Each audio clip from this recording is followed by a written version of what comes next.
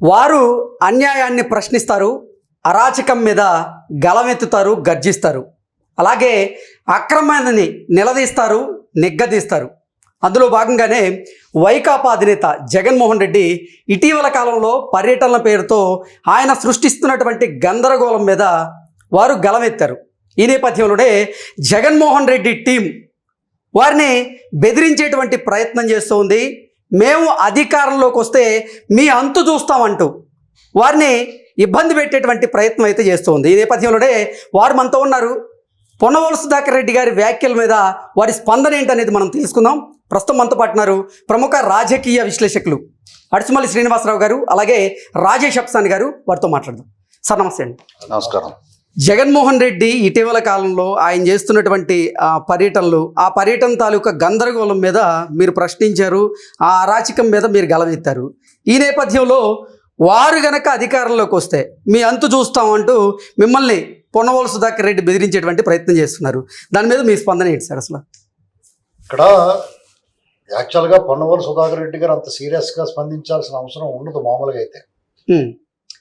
కానీ సహజంగానే జగన్మోహన్ రెడ్డి గారి మీద నేను ప్రత్యేకించి ఆ సందర్భంలో ఒక టీవీ డిబేట్ చర్చా సందర్భంలో నేను చేసిన వ్యాఖ్యల పట్ల వాళ్ళకి ఖచ్చితంగా బాధ వచ్చి ఉంటుంది, వస్తుంది, సహజం అది. అయితే వాళ్ళు కూడా అదే విధంగా సమాధానం చెప్పగలిగి ఉండాలి. దానికి వాళ్ళ మోకలను మా మీద తోలాల్సిన అవసరం లేదు. ఎందుకంటే మా భాష ఎప్పుడు కూడా చాలా అదుపులో ఉంచుకుని. ఇప్పుడు పొన్నవోలు సుధాకర్ రెడ్డి గారి స్పందనకి నాకేం విచిత్రం అనిపించలేదండి. పైగా నాకు ఆయన వార్నింగ్లో ఇస్తుంటే నాకు ఒక రకంగా చెప్పాలంటే ఆయన ఫీల్ అవ్వకూడదు, ఆయన పట్ల నాకు గౌరవం ఉంది. ఎందుకంటే ఆయన సీనియర్ కౌన్సిల్ ఆంధ్రప్రదేశ్ ప్రభుత్వంలో ఏజీగా చేసాడు ఆయన గతంలో. కాబట్టి అతను చదువుకు కానీ అతను హోదాలకు కానీ మన గౌరవం ఇవ్వాలి, అతని వయసుకి కానీ. కానీ అతను మాట్లాడినప్పుడు చూస్తే నాకు నిజంగా చెప్పాలంటే కామెడీ అనిపించింది నాకు. ఓకే, ఆయన వార్నింగ్లో టైం చూసి ఎందుకు అలాగ అనిపించిందని మీకు సందేహం రావచ్చు. నేను కానీ రాజేష్ గారు కానీ మొన్న వాళ్ళు గిలగల్లాడుతున్నా, గింజుకుంటున్న నేను చేసిన వ్యాఖ్యల పట్ల వాళ్ళు గిలగల్లాడుతూ ఉన్నారు కదా, అంతకు మించిన కఠిన వ్యాఖ్యలు గతంలో చేస్తున్నాను. ఓకే, ఎందుకంటే అతని అరాచకాలు అలా ఉండి, అతని అన్యాయాలు అలా ఉండి, అతను చేసిన దోపిడీ తీరు అలా ఉండింది. అతను తీసుకున్న ప్రజా వ్యతిరేక నిర్ణయాల మీద మా కళమిప్పాం, మేము నిలబడ్డాం, మాట్లాడాం. సార్, జగన్మోహన్ రెడ్డి ప్రభుత్వంలో ఉన్న సమయంలో కూడా మీరు జగన్మోహన్ రెడ్డి మీద, ఆయన విధి విధానాల మీద ప్రశ్నిస్తూ వీడియోలు చేశారు. అప్పుడే భయపడలేదు, మరి ఇప్పుడు భయపడతారని ఆయన ఎలా అనుకున్నారు? ఆయన ఎలా వార్నింగ్ ఇవ్వాలనుకున్నారు అసలు మీకు? ఇప్పుడు యాక్చువల్గా వాళ్ళు నేను ఏం మాట్లాడానో పూర్తిగా చూసుంటే వాళ్ళు నన్ను ఏమన్నా అంటానికి నోరు రాకూడదండి. ఎందుకంటే నేను మాట్లాడిన దాంట్లో అది నా గొంతు మాత్రమే కాదని భావించాలి. ఆంధ్రప్రదేశ్లోనూ ఈ ప్రపంచంలో తెలుగు వాళ్ళు ఎక్కడ ఉంటే అక్కడ వాళ్ళలో 180 మంది మనసులో మెదులుతున్న భావన నేను మాట్లాడింది. అందుకని వాళ్ళని ఓన్ చేసుకుని దాన్ని నాకు మద్దతుగా నాకు చాలామంది రాజేష్ గారు ఒక పిలిపిచ్చారు, దానికి చాలామంది స్పందిస్తూ ఉన్నారు, లక్షలాదిగా స్పందిస్తూ ఉన్నారు. ఎందుకంటే వాళ్ళందరూ మా మనసులో గూడు కొట్టుకున్న భావన అన్నది. ఇక్కడ నేను కూడా తప్పుగా ఏం మాట్లాడాల. రాజ్యాంగాన్ని, ఈ దేశ సార్వభౌమాధికారాన్ని, చట్టాలని, రూల్ ఆఫ్ లాని వ్యతిరేకించిన వాళ్ళ పట్ల రాజ్యం ఒకేలా ఎందుకు వ్యవహరించట్లేదు అనేటువంటిది నా దర్యాప్తు సంస్థలు కానీ సిస్టమ్ కానీ ఎందుకు ఒకేలా వ్యవహరించట్లేదు అనేటువంటిది నా సందేహాన్ని వ్యక్తం చేశాను. అంతే. దానికి వాళ్ళు వేరే రకంగా అన్వయించుకున్నారు. ఆ మాటకు వస్తే జగన్మోహన్ రెడ్డి గారిని ఒకసారి ఆయన ఏం మాట్లాడాడో గతం నుంచి చూసుకోవాలి. మొన్న రాజేష్ గారు కూడా చాలా ప్రస్తావించారు. పదే మనం ఎక్కువగా ప్రస్తావించాల్సిన అవసరం లేదు, పనిగట్టుకుని చెప్పాల్సిన అవసరం లేదు ఆ సందర్భాలు. ఎందుకంటే జగన్మోహన్ రెడ్డి గారు ఏం మాట్లాడేటువంటి తెలుగు ప్రజలందరికీ తెలుసు. వాళ్ళ ఎమ్మెల్యేలు, మంత్రులు, నాయకులు, సోషల్ మీడియా టీమ్స్, వాళ్ళకు అనుకూలంగా మాట్లాడే అనలిస్టులు, వాళ్ళకు అనుకూలంగా ప్రచారాలు చేసే ఛానల్స్, యూట్యూబ్ ఛానల్స్, వెబ్సైట్లు ఏ రకంగా కథలు వండి వారి అవతల వాళ్ళని కులం పేరిట, మతం పేరిట, ప్రాంతం పేరిట, కట్టు బొట్టు, ఆహార్యం వీటన్నిటి మీద వాళ్ళు చేసిన దమనకాండ, దుర్మార్గం, అరాచకమైన వాదన, మానసిక హింస ప్రజలందరూ పెయిన్ ఫీల్ అయ్యారు. వాళ్ళ పెయిన్ మేము తీసుకుని వాళ్ళ గొంతు మేము వినిపించామండి. ఉమ్, ఇప్పటికే వినిపిస్తున్నాం, నిన్న వినిపించాం, ఇవాళ వినిపిస్తున్నాం, రేపు కూడా వినిపిస్తాం. మాకు ఇక్కడ ప్రభుత్వాలు ప్రతిపక్షాలు ఇది మాకు ప్రాధాన్యత కాదు. మా అభిప్రాయాలు, మా మద్దతు, మా రాజకీయ సానుభూతి ఎవరి మీద ఉండొచ్చు. మేము రాజకీయంగా ఏ పార్టీతో అనుబంధమైన ఉంటే ఉండొచ్చు, ఉమ్, కానీ వ్యక్తులుగా ఒక సామాన్య సగటు పౌరుడి గొంతు మేము వినిపించాలనేటువంటి మా నిర్ణయం. మేము అదే పని మీద ఉన్నాం ఇప్పుడు కూడా. ఈవెన్ పాలకపక్షాల పట్ల కూడా మేము విమర్శలు చేసిన సందర్భాలు ఉన్నాయి, అవును. వాళ్ళ విధానాలు కరెక్ట్గా లేకపోతే.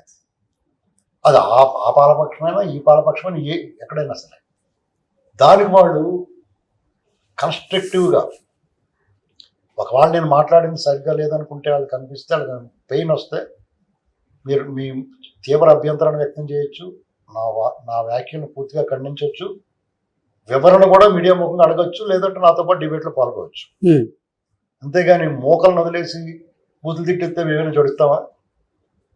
భక్తు పల్లెటూరు రైతువారి కుటుంబాల నుంచి వచ్చిన వాళ్ళం. మేము చదువుకున్నాం, వ్యవసాయం చేసాం, పల్లెటూరు బ్యాక్గ్రౌండ్, రచ్చబండ అనేటువంటిది మాకు నిత్య కూర్చోం. ఉమ్, ఈ బూతులు మాట్లాడడం మాకు రాదా? లేదా మీ సంగతి చూస్తాం, మేము 29లో మేము వచ్చిందని మీ సంగతి చూస్తాం అంటున్నారు. 29 దాకా మరి ఇంకా 3.5 ఏళ్ళు ఉంది కదా.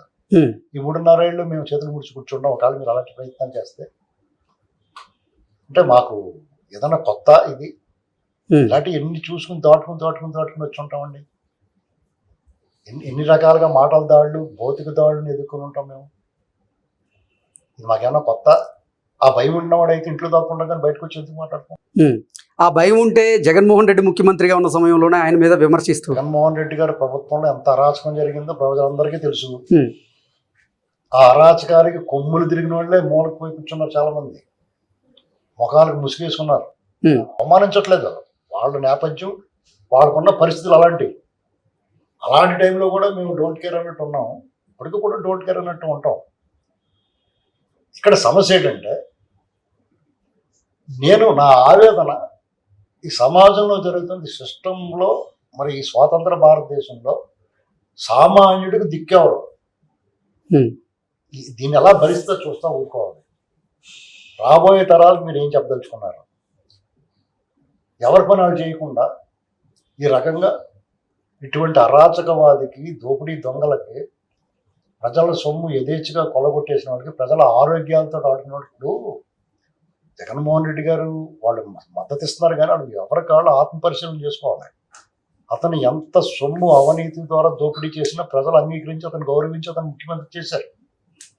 అతను 16 నెలలు జైల్లో ఉన్నా, 12 ఏళ్ళ నుంచి అతను బెయిల్ మీద తిరుగుతున్నా, మనం కాదు 5 సంవత్సరాల క్రితం అతను ముఖ్యమంత్రి చేశారు కదా. మరి ప్రజల పట్ల ఎంత గౌరవం, అభిమానం, ప్రేమ ఉండాలి అతనికి.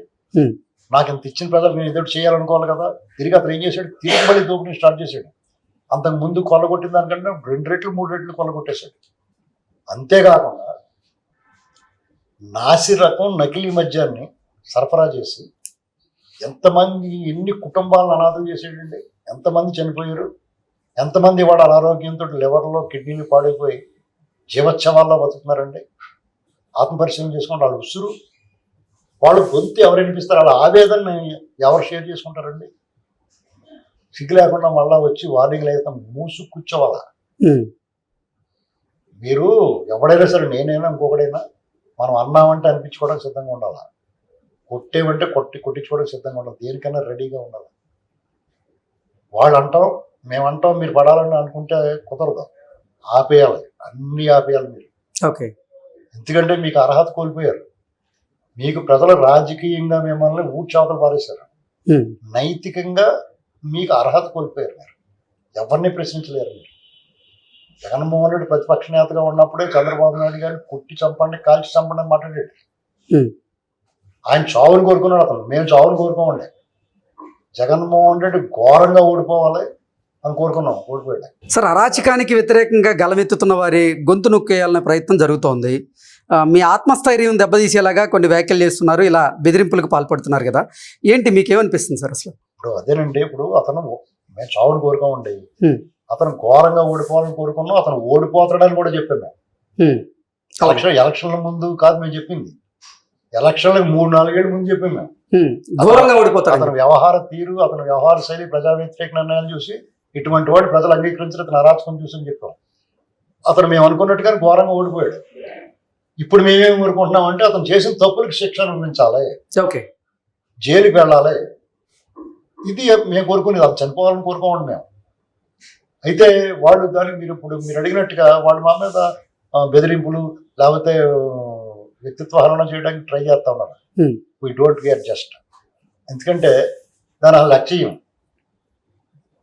ఇప్పుడు భీష్ముడు సెకండ్లతో యుద్ధం చేయడండి, ఆయుధాలను వదిలేస్తాడు కదా. అవును, డెఫినెట్గా నా ఆలోచన అలాగే ఉంటుంది.